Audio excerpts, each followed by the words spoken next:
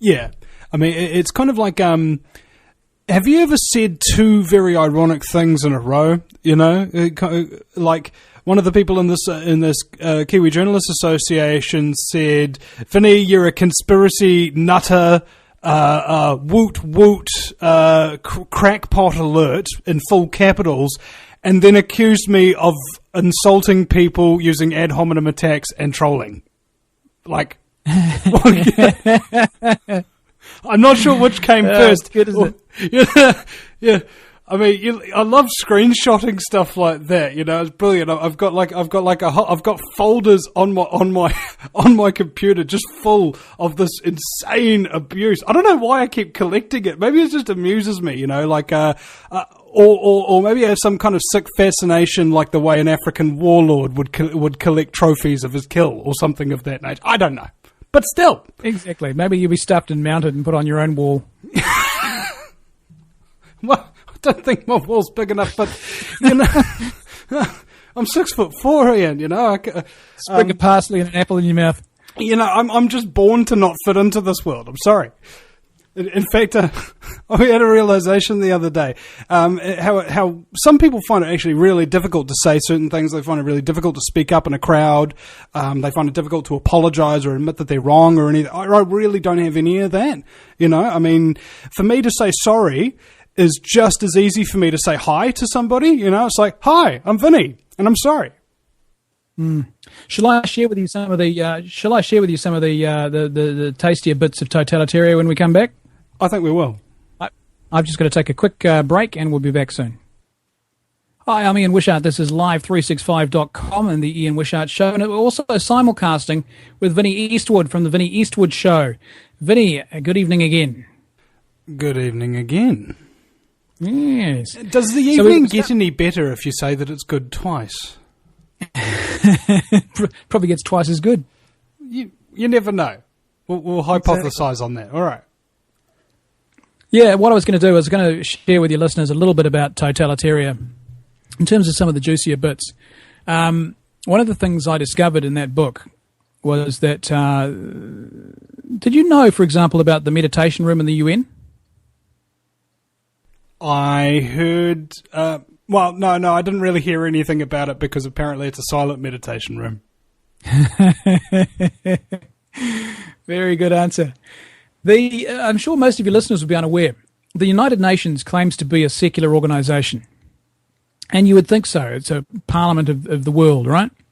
However, there's a twist. The United Nations, when it was set up for spiritual reasons as much as natural reasons, because they saw in 1944-45 the only way of preventing world horrors like World War II was to unite mankind under one flag. And the only way to do that was to create a new spirituality, a new world religion. So that was part of the driving force behind the establishment of the United Nations in 1945, and that's available on the UN website, that claim. The second Secretary General of the United Nations, Dag Hammarskjöld, was a Swedish guy in the 1950s. He lasted about 10 years in the job before he died in a plane crash in the Congo. But one of his key acts was to establish what he called a meditation room directly under the UN debating chamber. Now, most people are totally unaware of this and what it is. He brought in the world's largest piece of iron ore, what's officially known as magnetite. The largest piece of iron ore ever mined. It was 6.5 tons. He had it specially cut in the form of an iron ore altar. Of all things, an altar, 5 feet high, 2 feet wide, 6 feet long, bit like a coffin, except a big, imagine the stone table in the Narnia film, Lion, the Witch and the Wardrobe, and you get the impression. And he built this room directly under the UN debating chamber in the shape of a truncated pyramid to a very particular occult plan, according again to a document available through one of the UN NGOs. And it was all very specially constructed. In fact, he would make visits at 2 o'clock in the morning during construction. It took a year and a half to construct to make sure that the lighting was exactly the way it should be at that precise time of the night. And the whole thing was done very, very specially. He gave custody of the UN meditation room across to a crowd called the Lucis Trust. And people can Google that if they want. But I detail all this in the book. The Lucis Trust were affiliated with what was known once as the Lucifer Publishing Company. And the name should be a clue to people, Lucifer. It was set up by Alice Bailey, who was one of the disciples of Theosophy and Helena Blavatsky. And it was this secret society that hatched the plan to take over the world. Or, in fact, they're the ones who managed to effectively carry it through. Bailey and Blavatsky's disciples included Dag Hammarskjöld. They also included the Assistant Secretary General of the United Nations, Dr. Robert Mueller. Mueller was one of those who set up UNESCO. He was instrumental in setting up the World Environment, the UN Environment Program, and a range of other big programs. But he too was a follower of Theosophy and the Lucifer Publishing Company.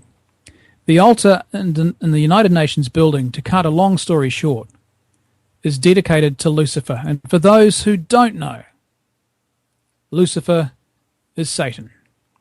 Of all the things you'd expect to find in the United Nations, an altar to Satan is not one of them. But there it is. Smack bang, there's a photograph in the book. There are photographs online of the UN meditation room if you want to take a look at it. Why would there be such a thing in the UN building? Then when you read the writings of these guys, the heads of the UN, and you see their agenda for the planet and what they wanted to roll out, it makes the prickles on the back of your neck stand up. It really does. And as I said, it doesn't matter whether you believe in this stuff. It matters that they believe in this stuff. Now, you'd think that perhaps this might have died out with the guy who died in the plane crash, but sadly, no. The next Secretary General of the United Nations, his successor, a guy named Hugh Thont, was also mysteriously a follower of Alice Bailey. And again, a key player in this altar to Lucifer in the United Nations. And he was instrumental in inviting across Pope Paul VI to become the first Roman Catholic Pope to ever address the United Nations. The day was October 4, 1965. The news articles about that are available online in newspaper archives. You have to pay for access to them, but they're there. And we've quoted and photographed some of them in the book. Pope Paul VI went downstairs underneath the General Assembly building with Hugh Thont, and he prayed at the altar to Lucifer. The head of the Roman Catholic Church prayed at an altar to Satan. He then, in his General Assembly speech, pledged the Roman Catholic Church's loyalty to the United Nations and everything it stood for. He then gave Hugh Thont his papal rings and symbols of authority as a gesture of goodwill. The symbolism of that is stark. Did the Church, the Roman Catholic Church, on October 4, 1965, do a deal with the devil? Spooky stuff. Read the book. It's interesting, though, because are you aware of Father Malachi Martin? Nope. Never heard of him? No. He's written books like The Keys to This Blood. He's was a best-selling author. He died in very controversial circumstances about 10 years ago in the US. He was pushed, never recovered from falling downstairs, and his manuscript for his final book went missing. But he was a Vatican insider. He was an advisor to one of the popes. And he published details of what he alleged was a black mass, a satanic mass in the Vatican around the time that Pope Paul VI was enthroned. Now, Malachi Martin wasn't aware of the UN meditation room and its significance, and he wasn't aware, I don't think, of what happened when Paul VI went and prayed there. But it all fits with what Malachi Martin later wrote and what another cardinal came out with in 1996 and said that there were still satanic masses taking place inside the Catholic Church. Now, again, it doesn't matter whether you listening believe in this sort of stuff or not. What matters is that the people doing it believe. And so you have the United Nations, its only religious symbol in the entire building is an altar dedicated to Lucifer. Ask yourself the significance of that. Read the book if you want the full details. I mean, we could have a debate about that for years to come, but I've laid it out. The documents are all there. It's fascinating stuff. I sit there scratching my head, and I've asked the question in the book, if anybody can give me a rational explanation as to how this sort of stuff happens, I'm hoping to hear it. I'd love to hear it. Yeah, it'd be nice, wouldn't it? You know, I don't think we'll ever get one. You ever wonder, I don't know, one day if you woke up and it turns out that actually we were crazy? Like, everybody else was right, everybody else was right the whole time, we were totally wrong? Like, thank goodness, there isn't a bunch of ruthless criminals, satanic, sociopathic, child molesting, human trafficking, murdering, psychopathic, pedophile scum running the entire world. That's a great weight off my mind. Wouldn't it be great? Wouldn't it be great? But you couldn't make the stuff up. But get this, another thing, it's in the book as well. The United Nations has its World Heritage Sites. You're familiar with those? UNESCO does them. New Zealand's got a couple of ones listed in the World Heritage Site, right? Yeah, there's one on Waiheke Island. I think the whole of Waiheke is a World Heritage Site or something. It is the Waiheke Island, it is. But one of the sites that they've chosen for the United Nations World Heritage Sites is a place called Lumbini. And Lumbini is the reputed birthplace of Buddha. Except the United Nations calls him Lord Buddha. But they don't have. There are some 1,000 or more documents in the UNESCO files with the title Lord Buddha. But just for sake of balance, I was just curious to check it out. Now, you'll know what I'm about to say.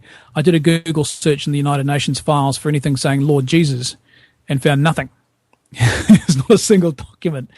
But anyway, the twist to the story is that Lumbini has a reference number. It has an assigned number in the United Nations system. Would you care to guess what that number is? It's 666 or 33. You got it in one. 666. You couldn't make this stuff up. You really couldn't. And it's fascinating because it ties into the whole Helena Blavatsky thing, because one of the things she did, and this will be I'm sure you'll have some of the Buddhists listening to you spitting tacks right now. But again, I can't apologize for the truth, but here it is. Helena Blavatsky heard from some spirit guides in 1875 who said to her, the coming one, the absolute supreme, is returning to earth, and you need to go and spread the news and prepare the way. And the spirits told her to go to Sri Lanka, or what was then known as Ceylon, which was the last remaining stronghold of Buddhism in the world. Buddhism had been wiped out on the Indian mainland and in most of the Asian continent by the various governments that had been in power, and the Muslims in particular didn't like it. So Buddhism was very, very much on its last legs. It was an almost extinct religion outside of Ceylon. There are a few isolated pockets in Japan, but not much. Blavatsky went across to Ceylon with her co-founder of Theosophy, and they rewrote Buddhism, and they incorporated a whole lot of new Western occult ideas into Buddhism. And they very much pitched it as one of enlightenment and various levels of enlightenment and initiation and so on. And they then sent their disciples out from the Buddhist monasteries in Ceylon to the rest of Asia and take it to Thailand and Burma and Japan and China and so forth and India, and reacquaint the world with Buddhism. If you actually look, and I did this in the book, and I've cited the scholarly studies, there are academic scholars who've studied the history of Buddhism, and they're very clear and matter-of-fact in their announcement. They say that modern Buddhism, as you know it, is not authentic. The Buddhism that you strike in New Zealand or the United States or Asia or Thailand or Burma or wherever is not authentic original Buddhism. It is based entirely on the Blavatsky Satanistic Luciferian plot. And they've made that point in the academic study groups and reports. So you have this group, and they've not only infiltrated the United Nations, they've infiltrated various world religions, Catholicism and Protestant evangelical churches and Buddhism. They've got control of virtually every belief system in the world. It's staggering stuff. It's like diet Buddhism, or I can't believe it's not Buddhism. Yeah, I mean, I think it's one of those. It's one of those stories that, it's the Matrix. It takes you down the rabbit hole and says, well, what do you want to find out? And that's why I think it's shaking people up. But it's important, because if we don't face up to these truths and get to grips with where it's come from, we will never have the answers to it. It's only those people who are truly informed who can make informed decisions. That's my view of the world. Well, I think that's actually pretty straightforward. Like, only people with legs can walk. And true, only fish with wings can fly. Yeah. And the other element that we need to actually look into here is also the corruption of virtually everything that it is to be human. I mean, what have we got? We've got those three aspects. There's the physical, the mental, and the spiritual. And I think the New World Order has been so adept at having physical influences, mental influences, and spiritual influences circling around everybody at all the time. If even one of those hooks gets you, if one of the physical influences, like be they perhaps a thimerosal mercury in the vaccines or something like that, causes autism, boom, they've got you. Or if there is a false religion, like the New Age religion, boom, they've got you. Or if there is a logical fallacy kind of thing, like believing in mainstream politics to a large degree and thinking that those politicians are actually the rulers of your country, they've got you. It comes to the point where it's actually a miracle. One might even say divine providence that we've woken up to this fact at all. Yeah, it is, but it brings with it its own baggage, because the people involved in this have put a lot of planning and effort into their plan to control the world, and they've come very close to it. I mean, you look at the New Zealand NCEA education exams, right? Most people won't be aware that our NCEA education